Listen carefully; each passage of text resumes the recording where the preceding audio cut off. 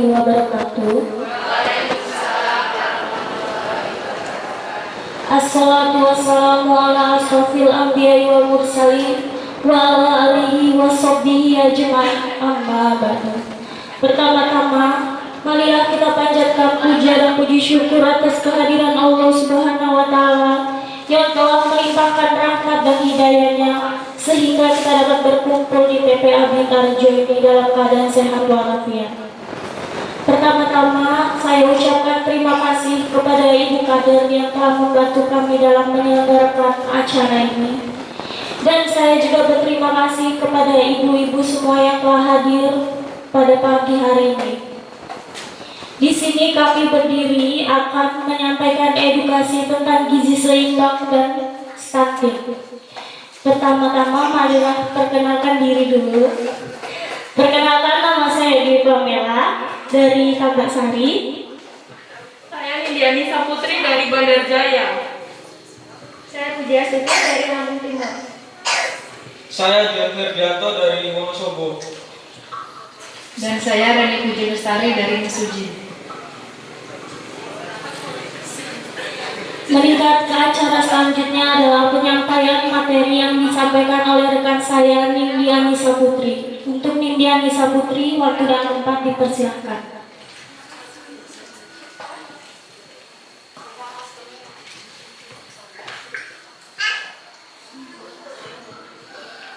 Sebelumnya, ibu-ibu udah ada yang tahu stunting belum?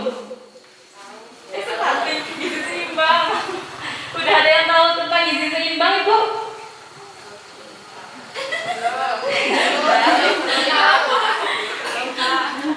Jadi di sini gizi seimbang yaitu susunan pangan atau makanan sehari-hari yang mengandung zat gizi dalam jenis dan jumlah yang sesuai dengan kebutuhan tubuh masing-masing.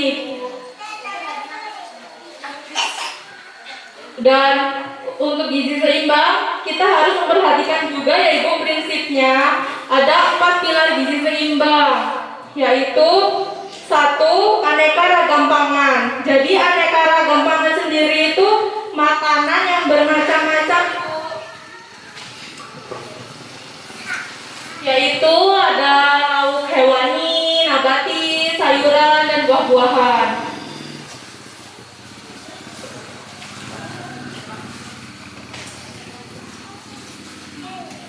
Yang kedua, perilaku hidup bersih. Untuk peralatan makan, untuk balita itu harus dijaga yaitu kebersihannya, untuk pencucian makanan, sayuran, atau peralatan makan dan lain-lainnya. Dan aktivitas fisiknya juga harus diperhatikan ya Ibu.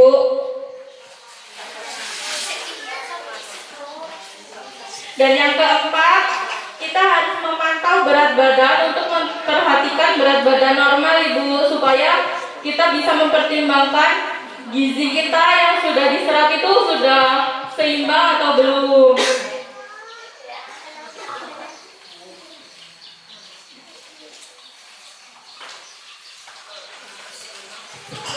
Baik, gizi seimbang itu terdiri dari isi piringku. Isi piringku itu terdiri dari makanan pokok seperti karbohidrat dengan porsi 2/3 dari setengah piring ya Bu. Terus dilengkapi dengan lauk pauk itu seperti protein nabati, protein hewani itu dengan porsi 1/3 dari setengah piring.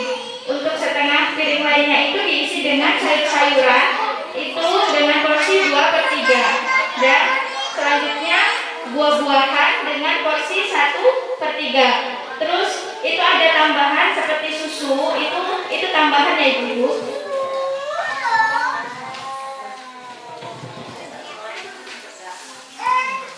Selanjutnya ada 10 pedoman gizi seimbang itu. Pertama, syukuri dan nikmati keanekaragaman makanan. Kedua, batasi konsumsi panganan manis, asin, dan berlemak. Lakukan aktivitas fisik yang cukup dan pertahankan berat badan ideal. Biasakan mengonsumsi lauk pauk yang mengandung protein seperti protein hewani dan nabati. Sebelum makan juga perhatikan cuci tangan pakai sabun dan air mengalir. Biasakan sarapan pagi. Biasakan minum air putih yang cukup. Banyak makan buah dan sayur. Biasakan membaca label pada kemasan dan pangan, seperti kayak kita beli jajanan buat anak-anak itu biasa dibaca dulu ya ibu, kayak masa expirednya, komposisinya. Terus yang terakhir, syukuri dan nikmati aneka ragam pangan. Yang mana? Selanjutnya saya alihkan kepada Ibu. Terima kasih kepada Nindi dan Dia yang telah menyampaikan tentang gizi seimbang. Selanjutnya akan disampaikan oleh Reni dan Dia tentang stunting. Baik ibu-ibu, di sini saya ingin menjelaskan tentang stunting. Sebelumnya, apakah ibu-ibu sudah pernah mendapatkan edukasi tentang stunting? Belum ya ibu ya, baik. Di sini stunting merupakan keadaan di mana bayi atau balita tinggi badannya itu lebih pendek daripada bayi yang lainnya dengan yang seusianya ibu. Selanjutnya penyebab stunting itu ada berbagai macam penyebab bu. Pertama, faktor gizi. Gizi di saat ibu bayi yang mengandung sebelum melahirkan itu sangat penting bu untuk mengkonsumsi yang gizi-gizi yang seimbang untuk kesehatan bayinya. Dan yang selanjutnya, kurangnya pengetahuan ibu balita tentang stunting atau tentang gizi seimbang. Jadi itu sangat mempengaruhi ya ibu-ibu ya. Dan kalaupun sudah mengetahui pengetahuan tentang gizi seimbang dan stunting, ya diterapkan gitu ya ibu ya. Selanjutnya masih terbatasnya layanan kesehatan dan masih kurangnya akses kepada makanan yang bergizi. Dan kelima, kurangnya akses air bersih dan sanitasi. Selanjutnya ciri-ciri stunting, ibu-ibu pernah melihat anak stunting apa belum? Nah, bagaimana bu itu contohnya bu? Ciri-cirinya bu, misalnya satu. Ya, pendek, terus? Ya, terus apa lagi bu? Apa lagi bu? Daya ingatnya ibu, daya ingatnya bagaimana? Ya, daya ingat. Apa bu? Apa ibu ini? Ya. Ya benar. Ya. Ya benar bu. Ada yang lain bu? Ya ibu tahu belum bu maksud itu bagaimana bu? Maksudnya itu misalnya ada dua bayi seusia. Nah usianya sama tapi laut wajahnya gitu kayak masih kecil terus gitu loh bu. Yang satunya kelihatan udah tua.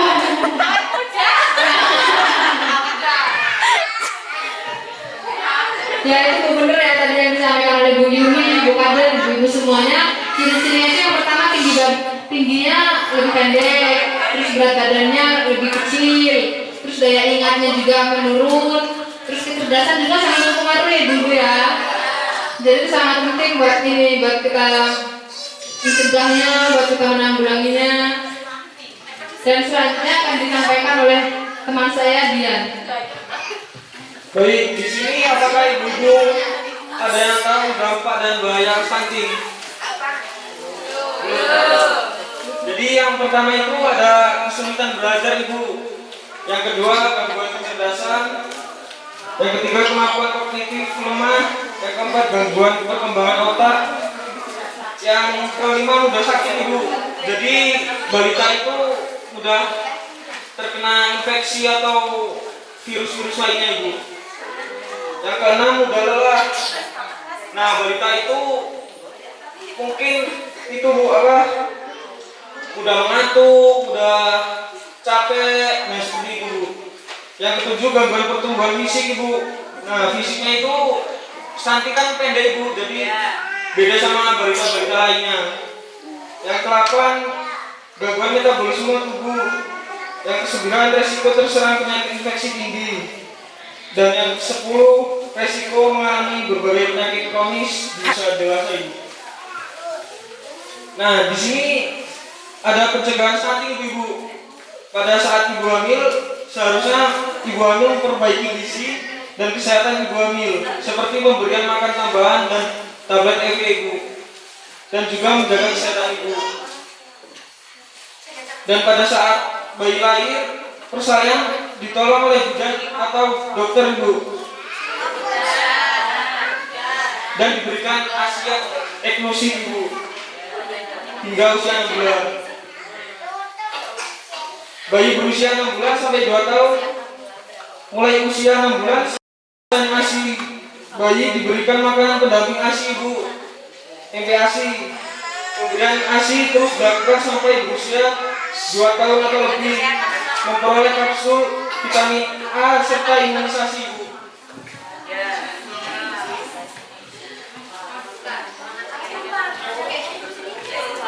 Apakah stunting dapat diobati? Ada yang tahu atau tidak bu? Sebelumnya apakah stunting itu dapat diobati atau tidak? Apakah ibu sudah tahu? Dapat diobati. Nah, saya jelaskan dulu ibu. Jadi stunting adalah kondisi gangguan pertumbuhan yang tidak bisa dikembalikan seperti semula ibu. Maksudnya ketika seorang anak sudah stunting atau pendek sejak ia masih balita, maka pertumbuhannya akan terus lambat hingga dewasa ibu. Namun tetap penting memberikan berbagai makanan yang bergizi tinggi agar mencegah kondisi si balita semakin tidak memburuk dan gangguan pertumbuhan ia alami semakin tidak parah ibu.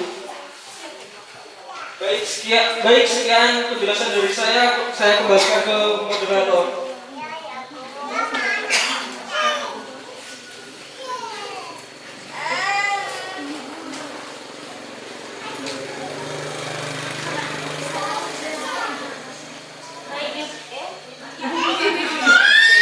Baik ibu-ibu, di sini apakah ada yang ingin ditanyakan atau belum masuk terkait gizi seimbang dan stunting? Kami persilakan jika ingin bertanya.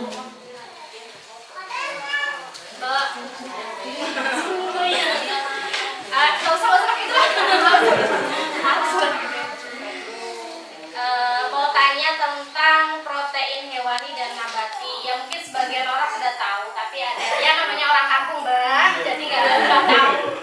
Untuk penjelasan apa?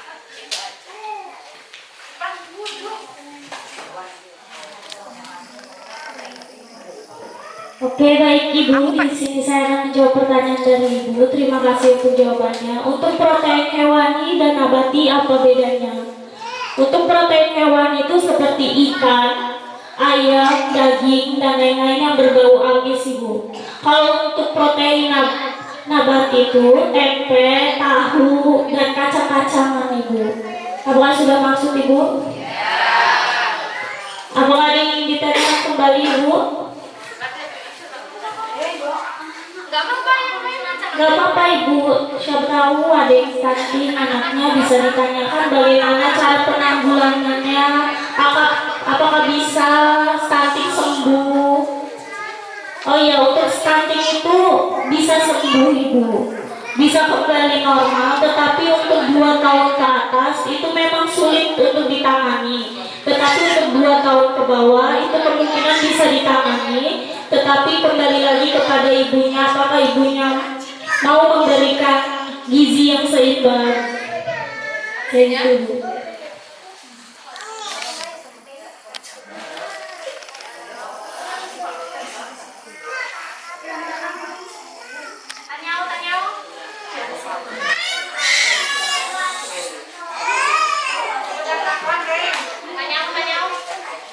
Ibu-ibu ada yang ingin ditanyakan? Gak apa-apa, jika masih belum maksud ditanyakan saja. Ya ibu kader. Apa penyebab stunting?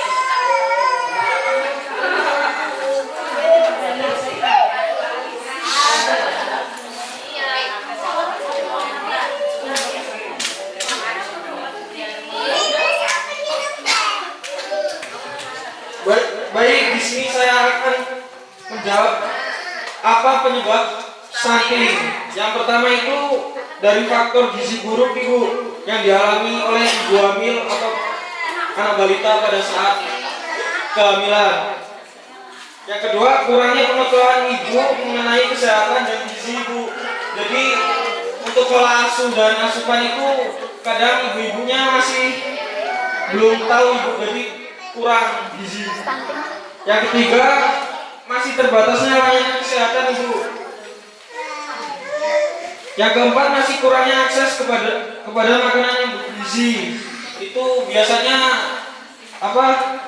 dari faktor ekonomi atau dari ada beberapa faktor yang menyebabkan kurangnya asupan gizi ibu. Yang kelima, kurangnya akses air bersih dan sanitasi ibu.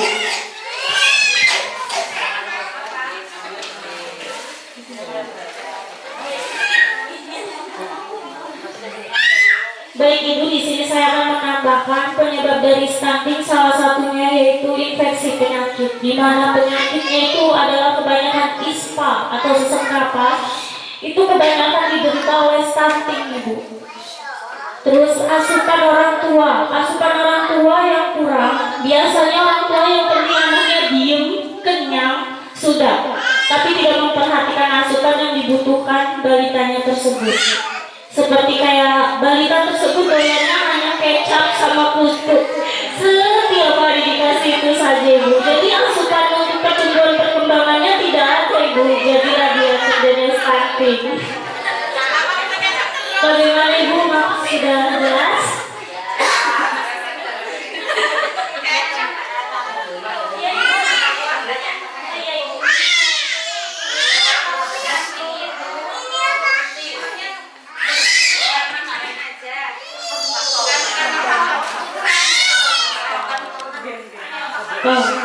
Baik Ibu, terima kasih. Untuk faktor gen memang ada, tetapi persentasenya sangat kecil Ibu. Faktor utamanya penyebab stunting itu asupan ibunya. Dari mulai kehamilan sampai 1000 hari kelahiran bayi tersebut Ibu.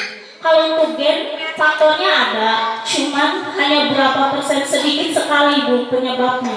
Kalau dari gen, terutama itu dari pola asuh Ibu, paling utama. Kalau misalnya keluarganya ada yang terkena stunting, tetapi ibu sudah tahu, oh saya kena stunting, anak saya tidak mau terkena stunting, berarti ibu harus pola asuhnya yang ibu perbaiki. Makanan apa nih yang untuk mencegah stunting pada saat kehamilan, dan anak saya nanti sudah lahir harus saya kasih makan apa ya, biarin stunting tidak ada di anak saya. Seperti itu Ibu. Kalau sudah jelas? Kalau belum jelas nggak boleh pertanyaan saja.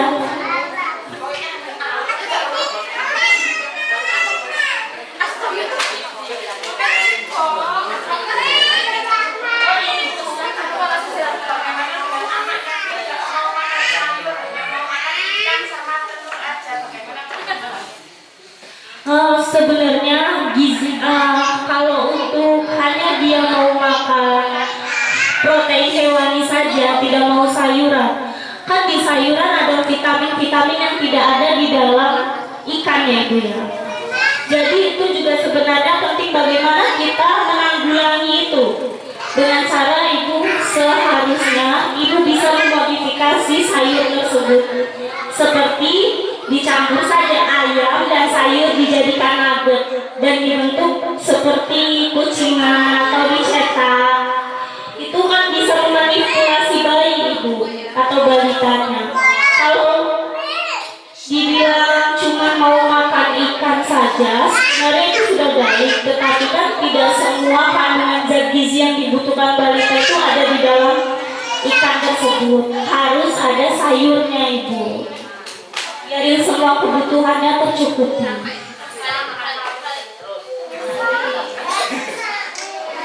Itu bisa dimodifikasi saja Ibu. Kan kalau kita bikin nugget itu sekali buat langsung banyak saja Ibu, bisa dimasukkan ke dalam freezer.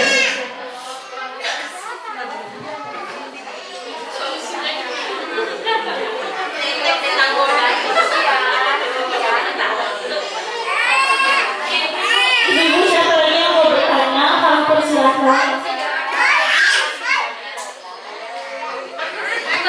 Reni. Ayo ibu yang mau bertanya, kami persilahkan. mengerti semua?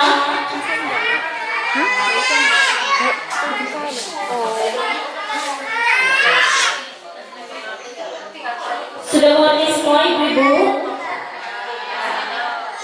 Kalau sudah mengerti semua, kita ke acara selanjutnya yaitu demo masak ibu. Di sini kami akan membuat PST penyuluhan bubur sumsum buah naga ibu.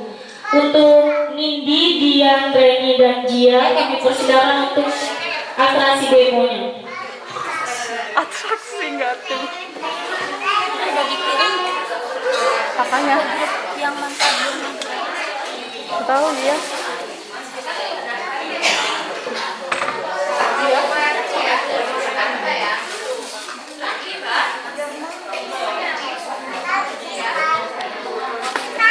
Seperti ini contohnya.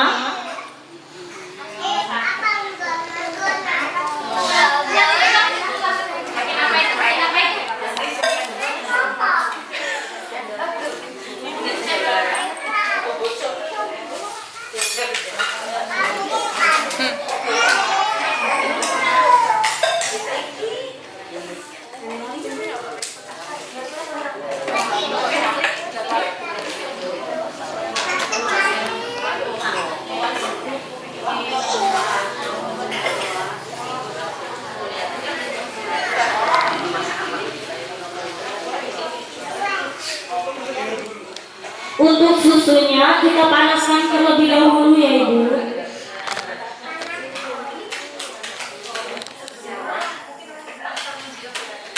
Untuk memanaskan susunya sebentar aja ya ibu.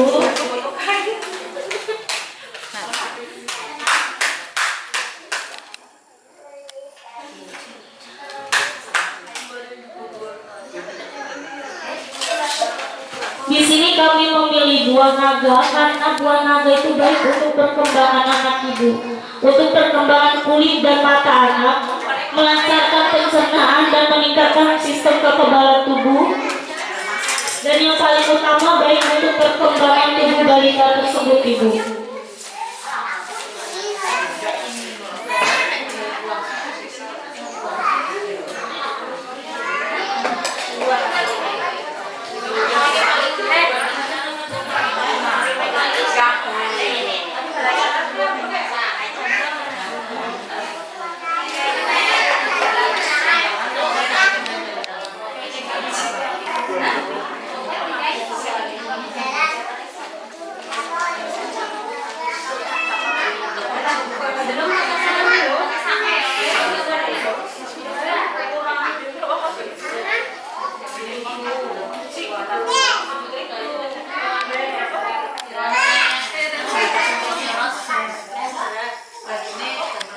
Ini ibu salah satu cara untuk memodifikasi makanan balita. Jika balita tidak mau makan buah, bisa dimodifikasi ibu biar kebutuhan vitaminnya tercukupi.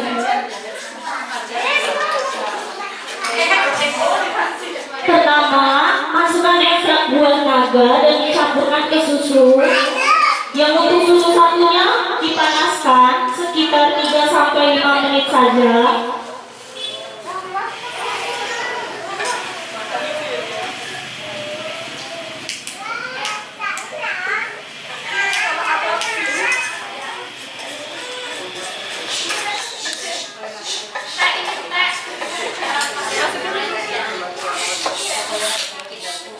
Untuk penambahan buah naganya sesuai selera ibu, dikira warnanya sudah cukup menarik. Sudah.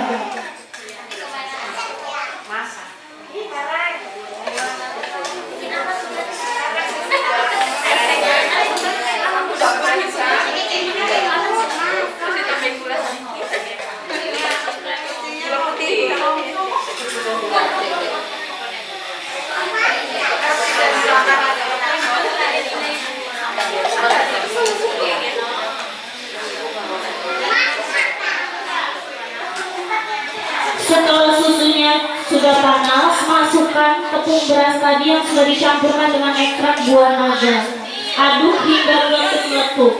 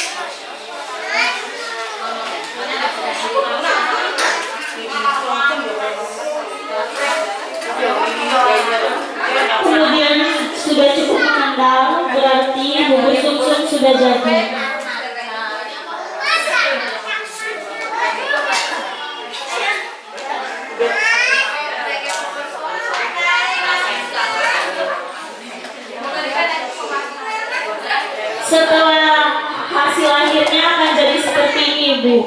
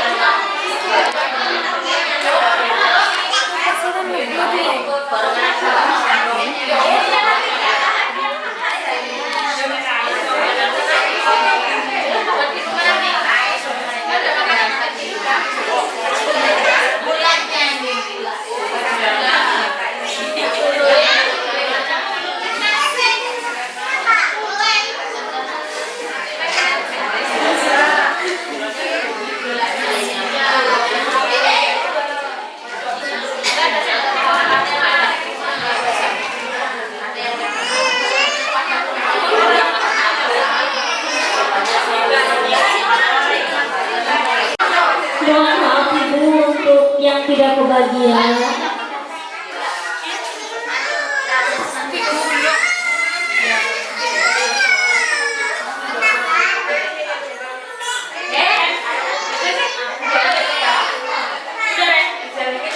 Baik Ibu, untuk 1 cup bubur sumsum buah naga itu energinya sebesar 310 kilokalori, proteinnya 11 gram, lemaknya 0,11 gram, dan karbohidratnya 80,13 gram. Itu cukup besar Ibu untuk dikonsumsi oleh balita.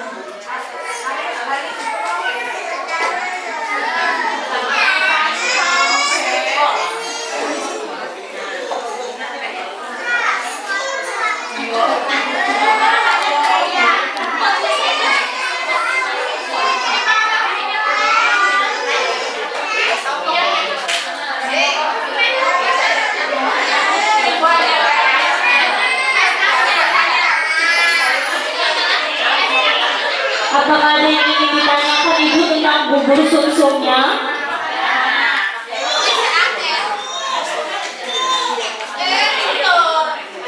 Sudah Ibu, tidak ada yang ingin ditanyakan kembali? Tidak. Baiklah, kalau jika tidak ada yang ingin ditanyakan, kita ke acara selanjutnya yaitu penutup. Untuk penutup akan disampaikan oleh Gia.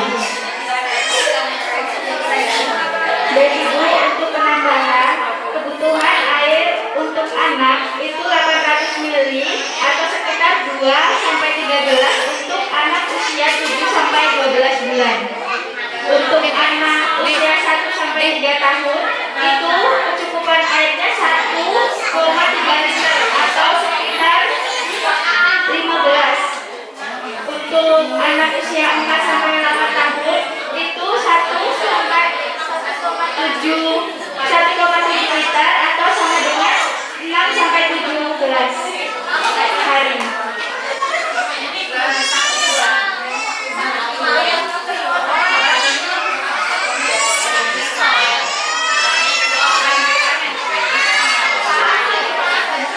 Baik Ibu, terima kasih atas waktunya yang telah menyempatkan hadir ke sini.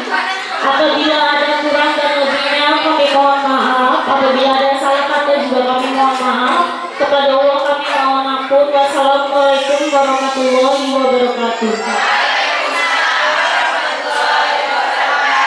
Ibu-ibu jangan pulang dulu ya, akan dilakukan dokumentasi terlebih dahulu.